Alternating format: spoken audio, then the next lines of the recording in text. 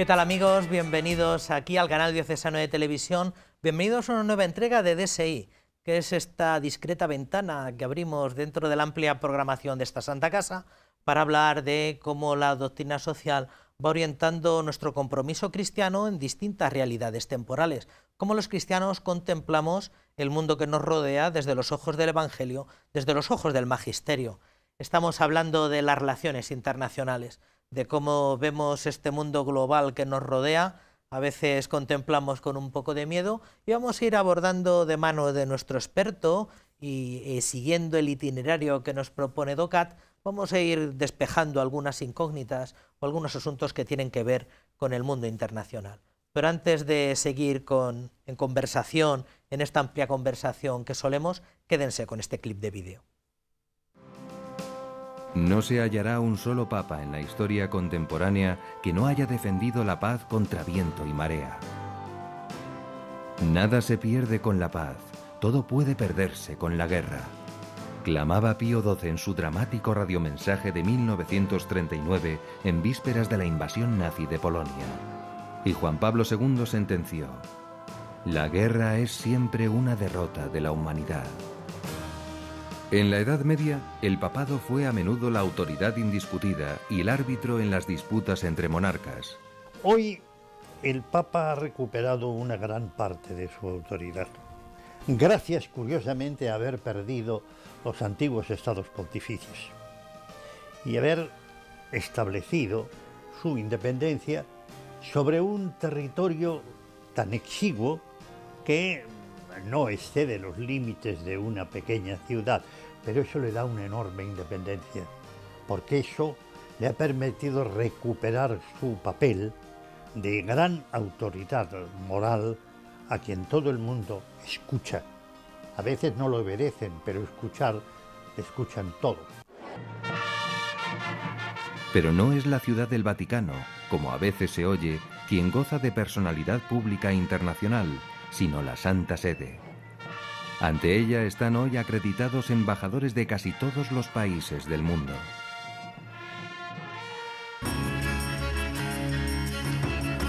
En el siglo XVI, Francisco de Vitoria y otros teólogos católicos perfeccionaron el derecho de gentes, ius gentium, antepasado del derecho internacional.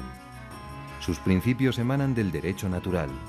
El respeto de los tratados es una de esas normas básicas. Pero rara vez se aplicaron y la humanidad sufrió una espiral de conflictos que culminaron en el hongo atómico de Hiroshima en 1945.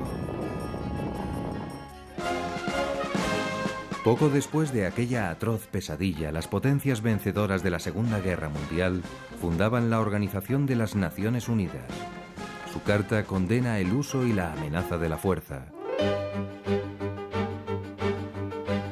La ONU está todavía lejos de ser la voz de la humanidad y en ella 5 países detentan más privilegios que el resto. A pesar de todo, la Iglesia favorece los esfuerzos hacia una auténtica comunidad internacional. Los organismos internacionales, hay que tener en cuenta, fueron un paso adelante de gran importancia porque sí reclamaron la obediencia a principios que llaman del bien común, pero que son principios éticos naturales. Claro, consiguen muy poco porque la desobediencia es lo que verdaderamente prima. El mal está en la desobediencia, no en la opinión de la ONU. Lamentablemente, la concordia mundial se ve obstaculizada por intereses egoístas, cuando no por ideologías o fanatismos varios, contrarios a la auténtica dignidad humana. La ONU se dotó de diversas agencias especializadas como la Organización Mundial de la Salud, la Organización Internacional del Trabajo o la FAO, dedicada a la alimentación y la agricultura. Luego proliferaron las organizaciones regionales como la Unión Europea, Mercosur en Sudamérica y NAFTA en Norteamérica. El Magisterio reconoce la soberanía nacional, que no es, sin embargo, un valor absoluto. Las naciones pueden renunciar libremente al ejercicio de algunos de sus derechos en orden a lograr un objetivo común. Un ejemplo positivo es el de la Unión Europea, a cuyas normas se someten hoy casi todos los países del continente. La Iglesia considera positivo el papel de las organizaciones intergubernamentales. Eso no le impide postular reformas y expresar reservas cuando esos organismos afrontan incorrectamente los problemas, como en el caso del control de la población. Las innumerables guerras sobrevenidas desde 1945, así como las del siglo XXI, nos recuerdan que la verdadera paz no depende del equilibrio de fuerzas ni del envío de tropas internacionales a zonas conflictivas. Es fruto de la justicia y del respeto de los derechos del hombre, incluyendo el derecho a una vida digna. Pobreza, injusticia, analfabetismo y falta de libertad suelen ir de la mano. La Iglesia desde sus orígenes ha combatido esas lacras y defiende el derecho al desarrollo integral de individuos, pueblos y naciones. La desigual distribución de las riquezas sigue siendo hoy una causa potencial de conflicto. El 80% de la población mundial posee tan solo el 20% de la riqueza. Es una tremenda desigualdad. Como ven, muchos asuntos: pobreza, desigualdades, colaboración, cooperación internacional, organizaciones supranacionales. No podremos abordar todo, pero abordaremos como cristianos algunos de estos temas para que nos lleve de la mano y para que nos dé algunas pistas para su mejor comprensión. Contamos con la presencia de don Francisco César García Magán. Don Francisco César, muchas gracias nuevamente. Bueno, a usted por la invitación a esta casa, que es la casa de todos, ¿no? Es la casa de todos. Claro. En el programa anterior nos dijo que dedicó un montón de años, 15 años, dijo. Sí, 13, 14. 13, 14 años. Sí. ¿Y en qué lugares quiso la Santa Sede que representara? Bueno, primero estuve muchos años, porque bueno, así se va a quedar patente que ya voy para viejo. 10 años primero en Roma, entre el tiempo de estudio y el tiempo de trabajo allí, que fue una experiencia, claro, trabajar en el Vaticano en tiempo de San Juan Pablo II. Luego estuve 5 años en América Latina, en Colombia, en un momento no fácil, de Colombia, y 3 años en Nicaragua. Entonces era un momento fácil en Nicaragua. Hoy lamentablemente es al revés. Hoy en Colombia, gracias a Dios, la cosa está mucho mejor, ¿no? Sí. Con el acuerdo discutido y discutible que se hizo con las FARC. Sí. Pero bien, está bien. Y en Nicaragua hoy lamentablemente las cosas están muy mal, muy mal. Allí también pasé pues 3 años de recuerdos imborrables. Estuve en Francia también, ahí otros 3 años. Entonces no había chalecos amarillos. En Francia les gilets jaunes no estaban. Y luego estuve como último destino en los Balcanes, en Serbia.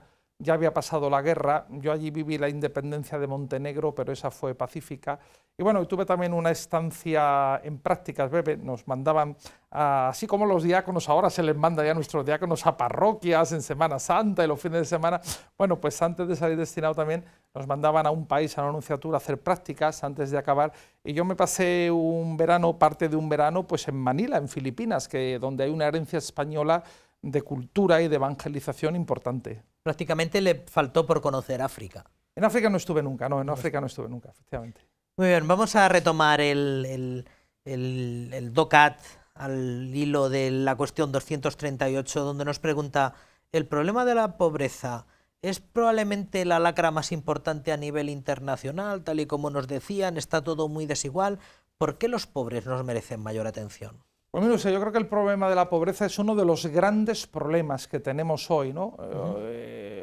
Seguramente, y bueno, está conexionado con lo que decíamos antes, con lo que decíamos en el otro programa, del respeto a los derechos humanos, ¿no? Hay una cosa que a mí me interpela mucho. Yo recuerdo que en el año 2000, que se hicieron declaraciones pues, muy interesantes por parte de Naciones Unidas y de otras organizaciones internacionales, Declaración para el Nuevo Milenio, era un objetivo acabar con el hambre en el mundo, como objetivo para el año 2000. Estamos en el año 19, casi hemos consumido 2 decenios de este siglo XXI y lamentablemente, el problema de la pobreza en el mundo sigue estando ahí si es que no se ha agravado. Y entonces son de esos aspectos que nos ve por las luces y las sombras de esa organización internacional, ¿no? Los aspectos positivos que los tienen, pero los negativos también.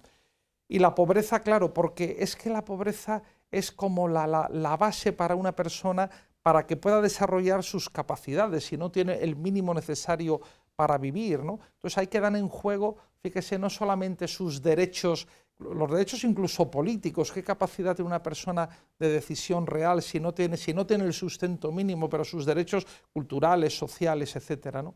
¿Y por qué tienen que tener una atención especial? Bueno, para nosotros creyentes, para nosotros cristianos, porque así lo dijo Jesucristo, ¿no? Son los preferidos, los pobres, los últimos, son los preferidos del Señor, ¿no? Y el Señor lo dice, ¿no? Que de ellos es el reino de los cielos, que evidentemente es una pobreza, no es solamente la materialidad de la pobreza, sino que es una actitud, pero claro, el pobre no puede apoyarse en sí mismo, tiene que vivir en la confianza del otro, y es lo que nos invita Jesús a hacer. La Iglesia ha hablado siempre, pues lo que en los últimos, hace 30, 40 años, se ha tipificado como opción preferencial por los pobres, pero eso ha estado presente. Los santos padres de la Iglesia, el programa anterior se hizo mención en el vídeo 1, tienen expresiones tremendas, durísimas, ¿no? Que criticando y fustigando cuando hay un hermano pobre, cuando hay una persona pobre. Y fíjese usted que han pasado 2000 años, ¿no? Hasta llegando a decir ese principio que está en la doctrina social de la Iglesia, que reconociendo el derecho de propiedad privada, pero por ejemplo ese principio que recogen los padres de que en caso de extrema necesidad todo es común, por ejemplo, o lo que Juan Pablo II dice en Sollicitudo Rei Socialis, de que hay una hipoteca social, dice él, sobre la propiedad privada, es decir, en función de los demás, ¿no? Es decir, que eso es uno de los pecados grandes y gordos de nuestro mundo de hoy, el tema de la pobreza. Me alegro que recuerde lo de los objetivos del milenio, que ya DOCAT no lo recuerda en absoluto. Y probablemente de las últimas organizaciones que recordaron fue Manos Unidas, que hablaba todavía de los objetivos del milenio, ya ha pasado una década. Sí, ya había uno de los objetivos, además de lo del agua, la sanidad, el papel de la mujer, hablaba de disminuir drásticamente la pobreza y no ha sido posible. Y yo creo que se ha abierto la horquilla, como dice. Yo creo. De todos los asuntos que presenta DOCAT, bueno, con algunos estamos especialmente familiarizados, con distintos criterios, solidaridad, subsidiariedad, pero aquí nos habla del derecho de justificación, que esto yo creo que hay que estar un poco iniciado en el mundo del derecho y de las relaciones internacionales. ¿Qué es el derecho de justificación? Bueno, hay que explicar un poquito, como dice usted, para que se entienda, ¿no?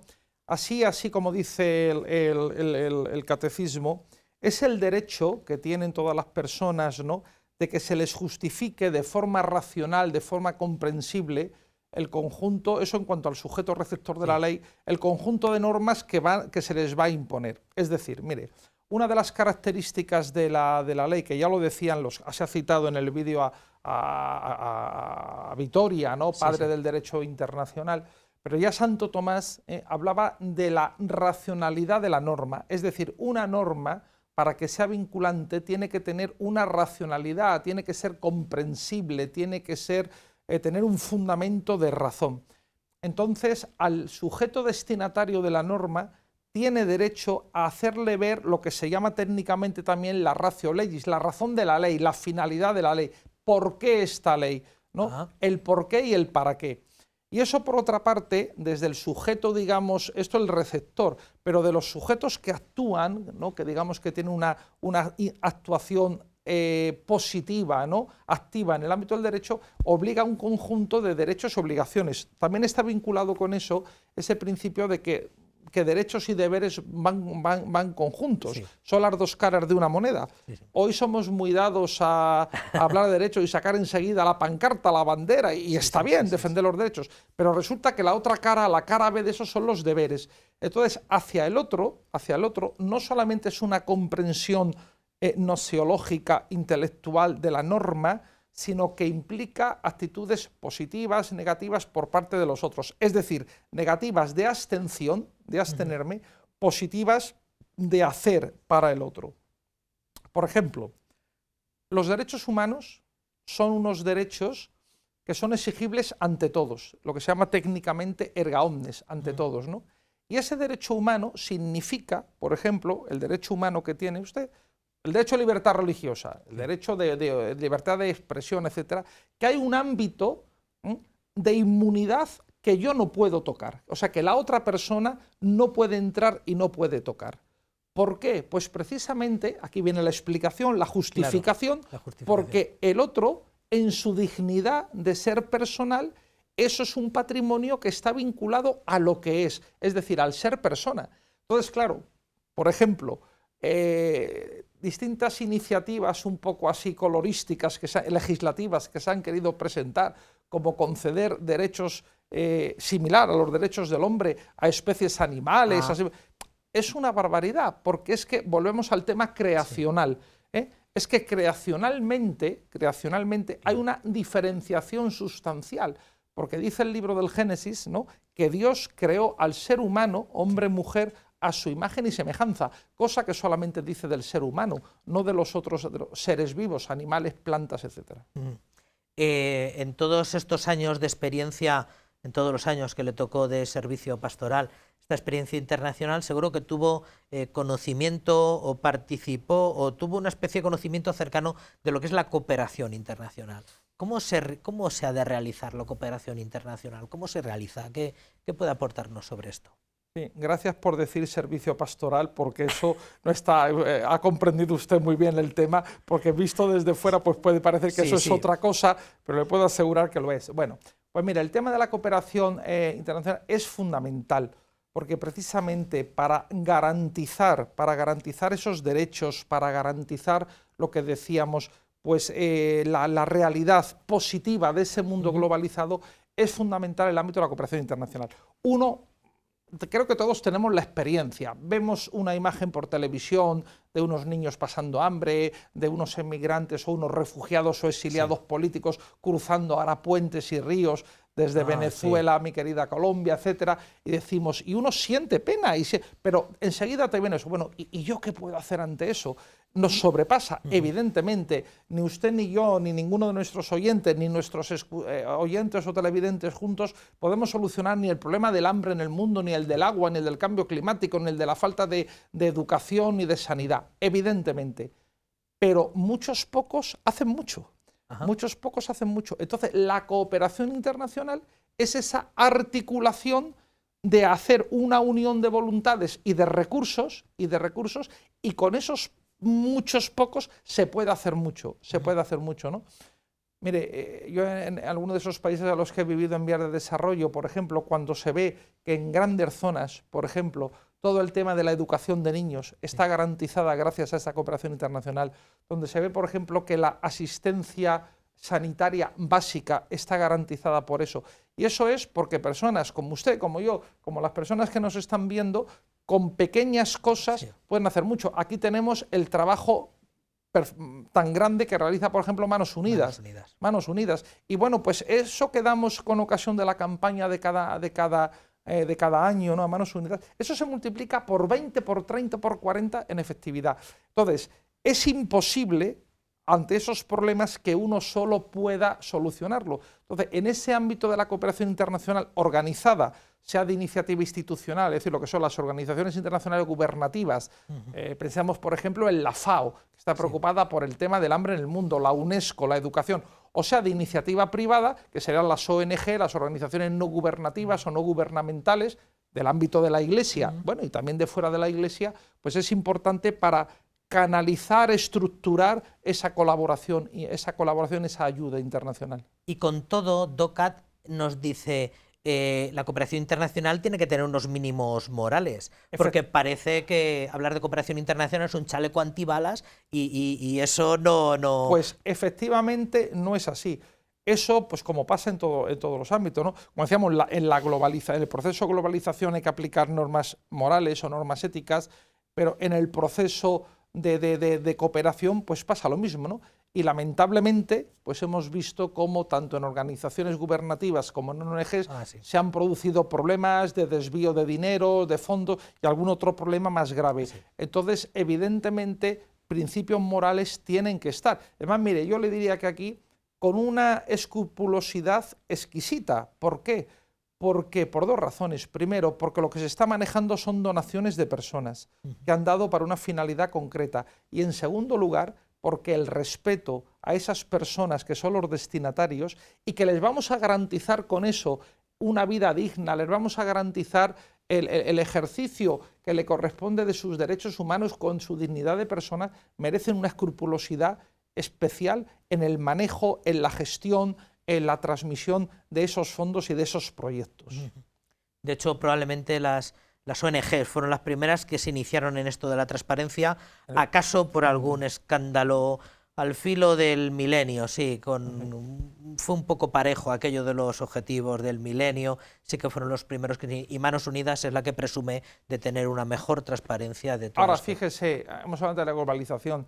Yo creo que una de las cosas positivas también, no solamente a nivel de la Iglesia, que también, sino a nivel general social, pues que se ha despertado también esa conciencia, quizá fruto de ese sentirnos en aldea global y mundo interconectado, ¿no? Pues tantos jóvenes y no tan jóvenes que merece la pena subrayar que son cooperantes, ¿no? Algunos, no pocos, por una finalidad religiosa, por una finalidad, una opción de fe, que se van a colaborar, y otros también por una opción pues no religiosa, de solidaridad, pero que merece mucho respeto, y a esos jóvenes,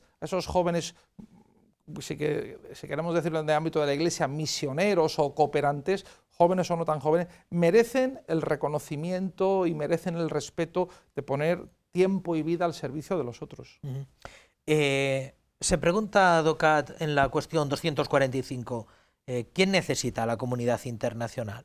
Porque presentaba muchas organizaciones supranacionales que llevan mucho tiempo existiendo, más de medio siglo, casi un siglo. La FAO al servicio de la alimentación, la UNESCO al servicio de la educación, y vemos que los problemas no acaban. Y hay gente que empieza a caer en el desánimo de pensar, bueno, esto de las organizaciones supranacionales se dedican a sostener un funcionariado que viven allí en Nueva York. ¿Es necesaria la comunidad internacional, estas organizaciones supranacionales? Sí, mire, la comunidad internacional es un dato que está ahí de hecho. O sea, la comunidad internacional es un dato sociopolítico, social, de sociología, ámbito de las relaciones internacionales, que es ahí, es una realidad fáctica.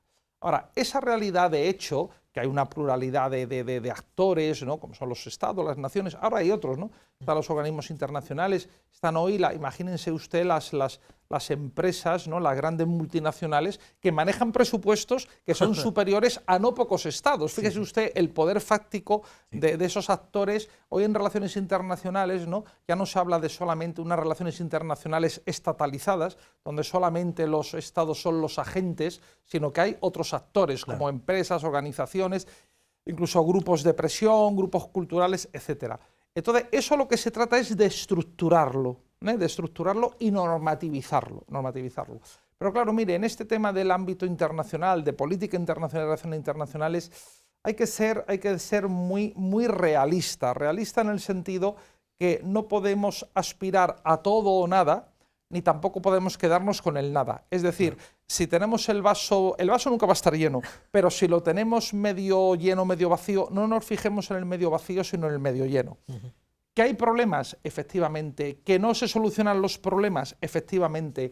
¿Que parece que a veces las organizaciones no son todo lo eficaces y ágiles que tendrían que serlo? Es verdad. Ahí, por ejemplo, se hablaba también en el vídeo del problema de funcionamiento de Naciones Unidas, de la Asamblea y sobre todo del Consejo de Seguridad, porque fruto y herencia de esa época en la que usted aludía, después de la Segunda Guerra Mundial, las potencias ganadoras pues se quedaron con unos derechos especiales, por no decir privilegios. Bueno, pero yo creo que si no existieran esas organizaciones habría que inventarlas.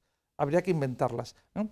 Porque con todos sus límites, con todas sus deficiencias, realizan una importante función. Ahora, volvemos al tema de la ética y al tema del derecho, porque el gran peligro, y que de hecho se da, es que se produzcan nuevos colonialismos. Ahora ya no es una potencia colonial como podía ser Inglaterra o Francia en su expansión colonial por África o Bélgica, sino que la estructura, el aparato de estos organismos pueden imponer en un neocolonialismo políticas económicas, sociales, políticas de natalidad a países que se ven en la alternativa, en la disyuntiva, es decir, o acepto esto o no me llega la ayuda. Sí. Y cuando esa ayuda es necesaria para comer, ¿cómo te tocas? Entonces ahí entraríamos también con lo que decíamos antes, ve usted, de ese derecho de justificación y de ese hacer o no hacer. Se pregunta también, a renglón seguido de todo esto de la comunidad internacional, ¿con qué organizaciones camina la Iglesia en la búsqueda del bien común? ¿Con todas? ¿Solo con algunas? ¿Somete a examen si con unas sí, con otras no? ¿Solo es observadora en este tipo de foros supranacionales? ¿Con quién camina la Iglesia? Pues mire, la Iglesia, antes se ha citado también, cuando este movimiento de articulación de la comunidad internacional, lo se llama técnicamente la organización internacional, ¿no? La comunidad internacional se articula en la organización internacional, pues la Iglesia alentó desde el primer momento, con Pío XII al acabar la Segunda Guerra Mundial y luego con los sucesivos papas, como ha dicho, ¿no? De hecho, San Juan XXIII también pues, tuvo una actuación muy positiva en este ámbito y los papas de Pablo VI han visitado las Naciones Unidas y otros organismos internacionales. Entonces la Iglesia tiene relación con muchas. De algunas de ellas, tiene un estatuto, como es el caso de Naciones Unidas, de observador permanente, que le permite actuar, tiene voz en la Asamblea General, por ejemplo, de Nueva York, en los otros organismos, está representada por un representante de la Santa Sede. Entonces, todo lo que es la familia de Naciones Unidas, la Asamblea General de Nueva York, pero la UNESCO, la FAO, Unihabitat, en fin, los distintos organismos están en organizaciones también no solamente universales, de carácter regional, por ejemplo, en la Organización de Estados Americanos. Sí. Por ejemplo, en el Consejo de Europa, por ejemplo, hay un representante de la Santa Sede acreditado ante la Unión Europea. Es decir, la Iglesia valora, a pesar de todas las limitaciones que tiene y las luces y las sombras, valora positivamente el fenómeno de organización internacional y está presente en ese organismo.